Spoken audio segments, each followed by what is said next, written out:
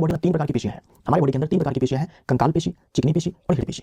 वैसे तो हृदय पेशी भी रैखिक पेशी है, लेकिन जब हम रैखिक पेशी की बात करते हैं तो वहां पर मेनली समझा जाता है कंकाल पेशी को। हृदय पेशी भी अपने आप में रैखिक पेशी है, लेकिन अगर रैखिक पेशी हम लोग कहीं बोलते हैं तो हमारा वहां ज्यादा मतलब होता है कंकाल पेशी से। ठीक, तो कंकाल पेशी रैखिक पेशी है। जो चिकनी पेशी होती है वो अरैखिक पेशी होती है, और उसके बाद हृदय पेशी। हृदय पेशी जिससे जो हमारा हृदय है वो बना हुआ है। रैखिक पेशी को अगर आप ध्यान से देखेंगे तो इसमें लाइट एंड डार्क बैंड्स नजर आते हैं। जैसे मान लीजिए ये रैखिक पेशी की कोशिका है, तो इसमें ऐसे ये डार्क बैंड, फिर लाइट बैंड, फिर डार्क बैंड, फिर लाइट बैंड, फिर डार्क बैंड, फिर लाइट बैंड, ऐसी होती है रैखिक पेशी की कोशिका। तो हम बोलते हैं कि ये रैखिक पेशी है। यहाँ देखो आप कार्डियक मसल है, इसमें भी लाइट एंड डार्क बैंड्स आपको नजर आ रहे हैं। ये कंकाल पेशी है, इसमें भी लाइट एंड डार्क बैंड्स आपको नजर आ रहे हैं। ये चिकनी पेशी है, क्योंकि इसमें लाइट एंड डार्क बैंड्स नहीं है तो हम इसे चिकनी बोलते हैं, क्योंकि चिकनी दिखती है इसीलिए। तो रैखिक पेशी बोलते हैं मतलब कंकाल पेशी, अर्कित पेशी बोलते हैं मतलब कि चिकनी पेशी, और हृदय पेशी। हृदय पेशी भी रैखिक ही है, लेकिन रैखिक का मतलब मैंने आपसे कहा कि ज्यादा मतलब होता है कंकाल पेशी से। अब देखो जो कंकाल पेशी होती है वो बेलनाकार होती है, वो बेलनाकार होती है और ब्रांच्ड नहीं होती है, शाखा रहित होती है। एक कोशिका के अंदर आपको एक से ज्यादा नाभिक देखने को मिलेंगे, तो बहुनाभीय है। और साथ में ऐच्छिक है। ऐच्छिक मतलब हम अपनी इच्छा अनुसार इसमें गति करा सकते हैं। जैसे हम अपने हाथ पैर को मोड़ते हैं, हम चल पाते हैं, गर्दन हिला पाते हैं, मसल के कारण, पेशी के कारण। कौन सी पेशी के कारण? कंकाल पेशी के कारण। उसके बाद है चिकनी पेशी। चिकनी पेशी देखो ये शेप है, तर्क रूपी है, तर्क रूपी जो है इसकी आकृति है। ये भी शाखा रहित है, ये भी अनब्रांच्ड है। मैंने आई थिंक यहाँ पर ब्रांच्ड बोल दिया, ध्यान रखना, ये अनब्रांच्ड है ना, शाखा रहित है कंकाल पेशी और चिकनी पेशी भी। इसके एक कोशिका में एक ही नाभिक आपको देखने को मिलेगा, तो ये एक केंद्रीय है, ये अनैच्छिक है।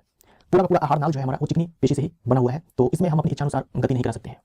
उसका हृदय पेशी, हृदय पेशी भी अनैच्छिक है। हृदय अपना काम करता है भाई, हमारे कंट्रोल में हृदय की पेशी नहीं है, बेलनाकार है। ये यहाँ पर आप देख सकते हो, लेकिन ये देखो ब्रांच्ड है, ये शाखित है, इसमें आपको ब्रांचेस आपको देखने को मिल रहे हैं। इसके एक कोशिका में एक नाभिक है, अनैच्छिक है। तो ये सारी बातें जो है बहुत ही ज्यादा महत्वपूर्ण है, एग्जाम में खूब सारे प्रश्न पूछे जाते हैं और आगे भी आने वाले एग्जाम में पूछे जाएंगे, तो अच्छे से ध्यान रखिएगा। रैखिक पेशी के बारे में वो है और बहुनाभीय है, बहुकेंद्रीय है। सी हमारा राइट आंसर हो जाएगा।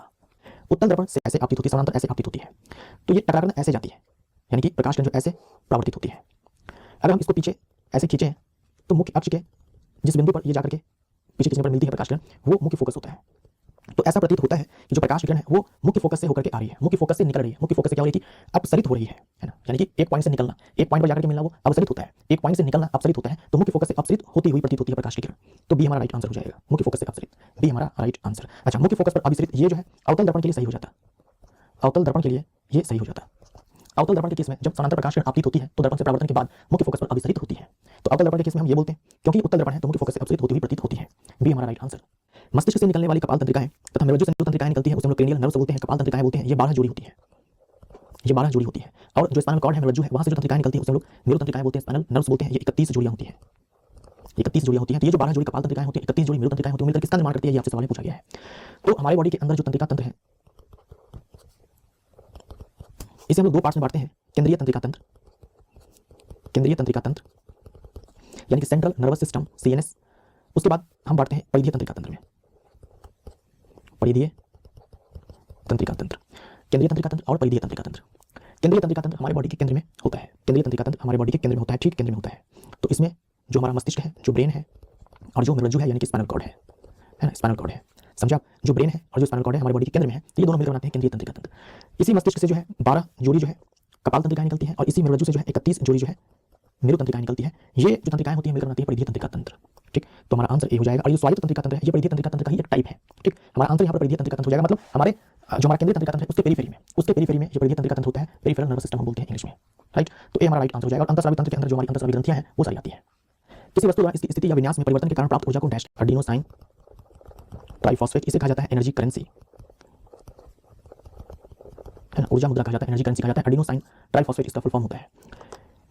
ये जो माइटोकॉन्ड्रिया है इसमें होता है कोशिकीय श्वसन, है ना, कोशिकीय श्वसन होता है, सेलुलर रेस्पिरेशन होता है, सेलुलर रेस्पिरेशन होता है, कोशिकीय श्वसन होता है। और इसी में 36 एटीपी का प्रोडक्शन होता है, 36 एटीपी का प्रोडक्शन होता है। तो जब भी कोशिका को अपने कामकाज करने के लिए ऊर्जा की आवश्यकता होती है तो वहां पर ये एटीपी खर्च करती है कोशिका। तो इस 36 एटीपी का प्रोडक्शन होता है सेलुलर रेस्पिरेशन में, है ना, कोशिकीय श्वसन में, माइटोकॉन्ड्रिया के अंदर। इसलिए माइटोकॉन्ड्रिया को power house of the cell कहा जाता है, कोशिका का शक्ति गृह कहा जाता है। हिंदी में माइटोकॉन्ड्रिया को हम लोग सूत्रकणिका बोलते हैं। ये क्लोरोप्लास्ट केवल आपको मिलेगा प्लांट सेल में, ये प्लांट सेल को दिखाया गया, क्लोरोप्लास्ट केवल प्लांट सेल में मिलेगा। ये जो क्लोरोप्लास्ट है और ये जो माइटोकॉन्ड्रिया है ना, बाकियों से अलग है, बाकियों से अलग है क्योंकि इनके पास खुद का डीएनए है और खुद का राइबोसोम है। राइबोसोम को हम लोग प्रोटीन फैक्ट्री कहते हैं। यानी जो ये दोनों कोशिकांग हैं ये पूरी तरह से नाभिक पर निर्भर नहीं है अपने लिए प्रोटीन बनवाने के लिए, क्योंकि इनके पास खुद का डीएनए है और खुद का राइबोसोम है। मतलब जो रॉ मटेरियल है प्रोटीन के लिए डीएनए वो भी खुद के पास है और फैक्ट्री भी अपने पास है। तो अपने पास सामान भी है, फैक्ट्री भी है, तो खुद ही बना लेंगे भाई। तो पूरी तरह से डिपेंडेंट नहीं है नाभिक पे, ठीक। ये लाइसोसोम है, लाइसोसोम जिसे आत्महत्या की थैली कहा जाता है। लाइसोसोम में पावरफुल एंजाइम्स जो है वो भरे होते हैं, जो एंजाइम्स बनाती है यही एंडोप्लाज्मिक रेटिकुलम, और उस एंजाइम को पैक करने का काम जो है गोल्जी उपकरण करता है। तारों का टिमटिमाना डैश की परिघटना से संबंधित है। मैग्नेटिक कंपास में जो ये सुई होती है ये भी अपने आप में एक बार मैग्नेट होती है ना, अपने आप में ये बार मैग्नेट होती है। और हम जानते हैं जब हम किसी चुंबक को फ्रीली सस्पेंड करते हैं यानी कि स्वतंत्र रूप से लटकाते हैं तो अपने आप को अलाइन करता है नॉर्थ और साउथ की ओर, है ना, नॉर्थ और साउथ की ओर, ठीक। नॉर्थ और साउथ डायरेक्शन में खुद को अलाइन करता है। तो ये कोई विद्युत धारा के चुंबक के प्रभाव पर आधारित नहीं है, इसलिए हमारा राइट आंसर हो जाएगा। यहाँ पर इलेक्ट्रिक करंट का कोई यूज ही नहीं है, इलेक्ट्रिक करंट का यहाँ पर कोई यूज ही नहीं है। ये चुंबक का प्रॉपर्टी है कि जब हम उसे स्वतंत्र रूप से लटकाते हैं तो वो अपने आप को उत्तर दक्षिण दिशा में अलाइन करता है। बस इसी प्रॉपर्टी का यूज किया जाता है यहाँ पर कंपास में। बाकी माइक्रोफोन है, इलेक्ट्रिक जनरेटर है, इलेक्ट्रिक मोटर है, इन सारे में इलेक्ट्रिक करंट और मैग्नेटिक फील्ड का जो है रोल होता है। सी हमारा राइट आंसर हो जाएगा, मैग्नेटिक फील्ड के साथ सर्जन होता है क्योंकि तार के पास कुछ न कुछ प्रतिरोध होता है। अगर तार के पास मान लीजिए प्रतिरोध कम है तब ऊष्मा का उत्सर्जन कम होगा, अगर तार के पास प्रतिरोध ज्यादा है, तार के पास प्रतिरोध ज्यादा है तो ऊष्मा का उत्सर्जन ज्यादा होगा। ठीक, अगर तार का प्रतिरोध कम है तो ऊष्मा का उत्सर्जन कम होगा। तो हम लोग अपने घरों में कॉपर वायर का इस्तेमाल करते हैं, कारण यही है कि कॉपर वायर का जो रेजिस्टेंस होता है, प्रतिरोध होता है, वो कम होता है, जिसके कारण ऊष्मा का उत्सर्जन वहां पर कम होता है। ठीक, लेकिन ये सारे जो डिवाइसेस होते हैं यहाँ तो हमें ऊष्मा ही चाहिए, यहाँ तो हमें ऊष्मा ही चाहिए, तो इन सारे डिवाइसेस को बनाने में वैसे तार का इस्तेमाल किया जाता है जिसका रेजिस्टेंस हाई होता है ताकि हीट जो है वहां पर ज्यादा से ज्यादा प्रोड्यूस हो। ठीक, तो उसमें प्रभाव हमारा यहाँ पर राइट आंसर हो जाएगा। तो जो धारा का चुंबकीय प्रभाव भी होता है कहते हैं, जैसे मैं यहाँ पर अल्कोहल फैमिली को उठाता हूँ, अल्कोहल संजातीय श्रेणी को हम लोग यहाँ पर लिखते हैं, तो जो पहला मेंबर है इसका वो है मेथनॉल, जो दूसरा मेंबर है वो है एथेनॉल, जो तीसरा मेंबर है वो है प्रोपेनॉल, जो चौथा मेंबर है वो है ब्यूटेनॉल। ऐसे आप आगे और भी बढ़ सकते हैं। तो यहाँ पर आप देखो इस श्रृंखला में जो भी सदस्य है उसमें हाइड्रोजन को प्रतिस्थापित करने वाला जो ग्रुप है वो है OH, वो है OH। जैसे पहले ये मीथेन एल्केन था, 4 हाइड्रोजन है ना, यहाँ से एक हाइड्रोजन हटाया गया है, एक हाइड्रोजन जो है यहाँ से हटाया गया है और उसके स्थान पर OH जोड़ा गया है, तो एक हाइड्रोजन को हटाया तो CH3 हो गया और OH जोड़ दिया। ऐसे सब में हुआ है, हाइड्रोजन को प्रतिस्थापित किया है, सब्स्टिट्यूट किया है, एक ग्रुप, एक फंक्शनल ग्रुप। फंक्शनल इसलिए बोलते हैं क्योंकि अब इस पूरे यौगिक का जो केमिकल प्रॉपर्टी है वो डिसाइड होगा इस ग्रुप से, इसलिए फंक्शनल ग्रुप से, यानी पूरा यौगिक अब इसके हिसाब से काम करने वाला है। पहले अगर मीथेन था तो भाई इसका अपना एक प्रॉपर्टी था, केमिकल प्रॉपर्टी, रासायनिक गुण, जैसे OH आकर के जुड़ गया ना, अब ये OH डिसाइड करेगा इसके प्रॉपर्टी को, इसलिए फंक्शनल ग्रुप हम लोग इसको बोलते हैं। तो यहाँ पर फंक्शनल ग्रुप OH है, प्रक्रियात्मक समूह जो है वो अल्कोहल है, और इसे हम लोग बोलते हैं समजातीय श्रेणी, समजातीय श्रेणी, ये हमारा राइट आंसर हो जाएगा। अगर आप समजातीय श्रेणी को देखेंगे तो लगातार दो सदस्यों के बीच CH2 का अंतर आपको मिलेगा। जैसे इस दोनों को उठाओ तो भाई CH2 का अंतर है, इस दोनों को उठाओ तो भाई CH2 का अंतर है, इस दोनों को उठाओ तो CH2 का अंतर है, यानी कि एक कार्बन और 2 हाइड्रोजन का अंतर है। अगर हम द्रव्यमान की बात करते हैं तो 14 का अंतर है, द्रव्यमान की बात करते हैं तो 14 का अंतर है। समजातीय श्रेणी में जैसे हम लोग ऊपर से नीचे आते हैं, या फिर बोलो जैसे जैसे द्रव्यमान बढ़ता है, बॉइलिंग पॉइंट बढ़ता है, मेल्टिंग पॉइंट बढ़ता है। समजातीय श्रेणी में जैसे जैसे हम लोग ऊपर से नीचे आते हैं, यानी कि जो मॉलिक्यूलर मास जैसे बढ़ता है वैसे वैसे जो है बॉइलिंग पॉइंट और मेल्टिंग पॉइंट भी बढ़ता है। तो ये हमारा राइट आंसर हो जाएगा। ठीक है, ये हमारा राइट आंसर हो जाएगा। अगर मैं आपसे पूछूं ये यौगिक कौन सा है, CH3 CH2 CH2 CH3, ये यौगिक कौन सा है, तो ये जो यौगिक है ये है नॉर्मल ब्यूटेन, ये नॉर्मल ब्यूटेन। अगर मैं आपसे पूछूं ये यौगिक कौन सा है भाई, ये यौगिक कौन सा है, तो आपका आंसर होना चाहिए आइसोब्यूटेन। यह नॉर्मल ब्यूटेन, ये है आइसोब्यूटेन। अगर आप फार्मूला देखें इस दोनों का, तो दोनों का फार्मूला है C4H10। यहाँ पर देखो 1 2 3 4 कार्बन है, 3 2 5 5 2 7 7 3 10 10 हाइड्रोजन है। यहाँ पर भी 4 कार्बन है, 3 3 3 6 3 9 और एक हाइड्रोजन, यहाँ पर 10 हाइड्रोजन है। दोनों का मॉलिक्यूलर फार्मूला सेम है, दोनों का जो आणविक सूत्र है वो एक समान है, लेकिन संरचना दोनों का अलग अलग है, दोनों की जो संरचना है वो अलग अलग है। यहाँ पर देखो ये ब्रांच्ड है, ये ऐसे लीनियर है, इसे बोलते हैं नॉर्मल ब्यूटेन, इसे बोलते हैं आइसोब्यूटेन। तो ये दोनों कहे जाएंगे आइसोमर्स, ये दोनों क्या कहे जाएंगे, आइसोमर्स कहे जाएंगे। और इस घटना को हम लोग बोलते हैं आइसोमेरिज्म, इस घटना को हम लोग बोलते हैं समावयवता, इस घटना को हम लोग क्या बोलते हैं, समावयवता बोलते हैं। और ये दोनों कहे जाएंगे आपस में समावयव, ये दोनों कहे जाएंगे आपस में समावयव, इस घटना को समावयवता कहेंगे। ठीक, समावयव बोल दो या फिर समावयवी बोल दो, जो यहाँ पर लिखा गया है। राइट, जब हाइड्रोक्लोरिक अम्ल जल के साथ अभिक्रिया करता है, डिस्पर्स्ड फेज है। नमक पानी का घोल आप देखते हैं, नमक पानी का घोल जो आप देखते हैं वो होता है वास्तविक विलयन। वो क्या होता है, वास्तविक विलयन। तो वास्तविक विलयन में आपको मिलता है विलय पदार्थ और मिलता है विलायक, विलय पदार्थ और विलायक। यूजुअली विलायक जो होता है वो ज्यादा अमाउंट में होता है। एग्जांपल के तौर पर आप यहाँ पर जल ले लो और विलायक पदार्थ के रूप में आप यहाँ पर नमक ले लो। एक होता है कोलाइड, है ना, कोलाइड या फिर कोलाइडी विलयन भी बोलते हैं। इसमें ना विलय के स्थान पर होता है परिक्षिप्त अवस्था या फिर परिक्षिप्त प्रवस्था, है ना, परिक्षिप्त अवस्था या फिर परिक्षिप्त प्रवस्था, अवस्था के बाद प्रवस्था भी बोल सकते हो, बात ही है। तो परिक्षिप्त प्रवस्था। और जैसे वास्तविक विलयन में ये विलायक होता है, वैसे इसमें परिक्षेपण माध्यम होता है, परिक्षेपण माध्यम होता है, यानी डिस्पर्स्ड फेज। ठीक है, डिस्पर्स्ड फेज और डिस्पर्शन मीडियम। और इस कोलाइड के कई सारे टाइप्स होते हैं, इस कोलाइड के कई सारे टाइप्स होते हैं। जैसे आपने सुना होगा इमल्शन, इमल्शन दूध, इमल्शन का एग्जांपल है। जैसे कि खून, खून जो है सॉल्ट का एग्जांपल है ना, जल, है ना, जल। तो कई सारे टाइप के कोलाइड होते हैं डिस्पर्स्ड फेज और डिस्पर्शन मीडियम के स्टेट के बेसिस पे। भाई अगर डिस्पर्स्ड फेज मान लीजिए कि ठोस है तो कोलाइड का टाइप बदल जाएगा, द्रव है तो कोलाइड का टाइप बदल जाएगा। इस प्रकार से जो है कई सारे टाइप्स होते हैं परिक्षिप्त अवस्था और परिक्षेपण माध्यम की अवस्था के अनुसार। तो उसी में से एक टाइप होता है जल, उसी में से एक टाइप होता है जल। जल इसका एग्जांपल मैं बताता हूँ, फिर खुद समझ में आ जाएगा। जेली, ये जो जेली लिखा हुआ है ना, इसका एग्जांपल है जेली, इसका एग्जांपल है पनीर। तो जो पनीर है या फिर जेली है उसमें आप ठोस पार्ट ज्यादा देखते हो या फिर द्रव पार्ट ज्यादा देखते हो, ठोस वाला भाग ज्यादा होता है या फिर द्रव वाला भाग ज्यादा होता है। तो आप कहेंगे ठोस वाला भाग ज्यादा होता है। ठोस वाला भाग अगर ज्यादा होता है मतलब कि जो परिक्षेपण माध्यम है वो है ठोस और परिक्षिप्त प्रवस्था जो है वो है द्रव। समझे आप?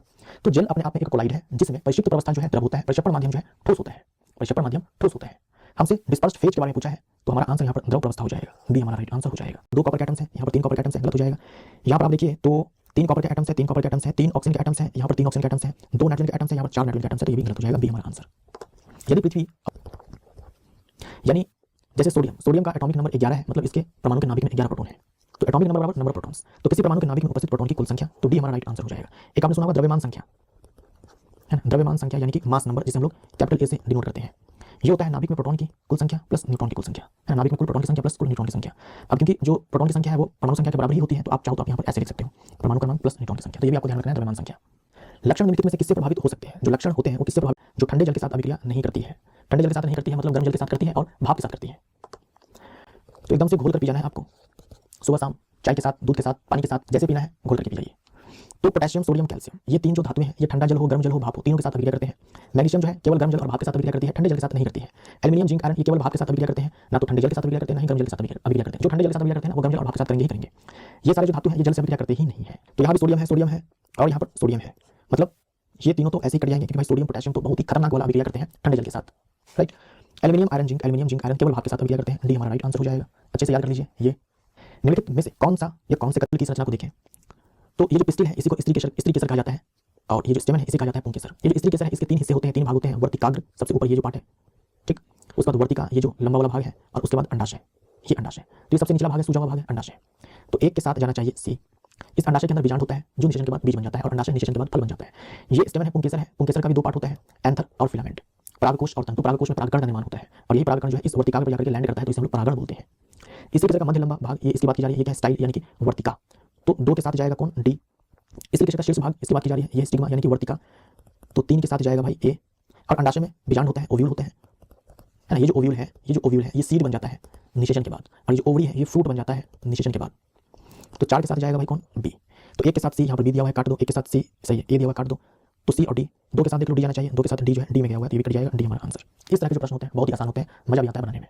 तो यहाँ पर ये वीडियो समाप्त होता है। हम लोगों ने आज की इस वीडियो में 25 नवंबर को जो मॉर्निंग शिफ्ट हुआ था उसमें जो साइंस के 20 प्रश्न पूछे गए थे उनको कवर किया है।